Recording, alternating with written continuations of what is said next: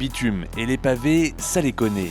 Mais certains coureurs du team Direct Energy sont aussi attirés par le parquet.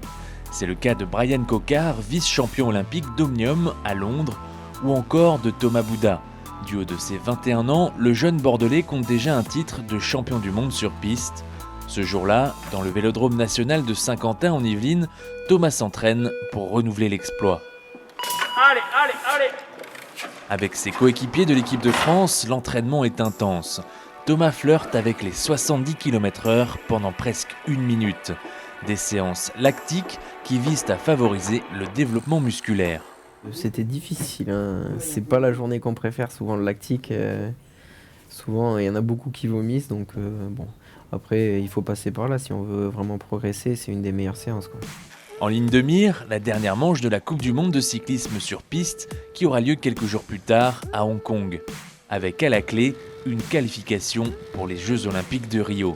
Il faut être concentré et être sérieux parce que l'objectif approche bientôt là, donc il faut faire tout ce qu'on peut au niveau de la récup, de l'entraînement, de la nourriture pour être au top niveau sur la compétition, quoi. D'autant plus qu'après les Jeux, Thomas sortira de la piste pour rejoindre les routes escarpées qu'il connaît bien. En 2015, il a fini premier de la Classica Corsica, mais il ne compte pas s'arrêter là.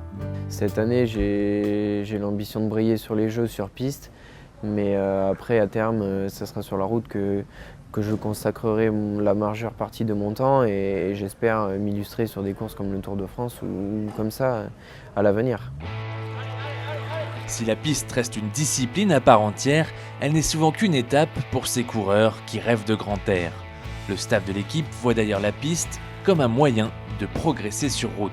C'est un outil de travail formidable pour nous parce que ça nous permet de travailler des intensités assez hautes, de travailler dans de bonnes conditions, à l'abri du froid, notamment à cette période, là, le mois de janvier, où les conditions extérieures sont parfois difficiles.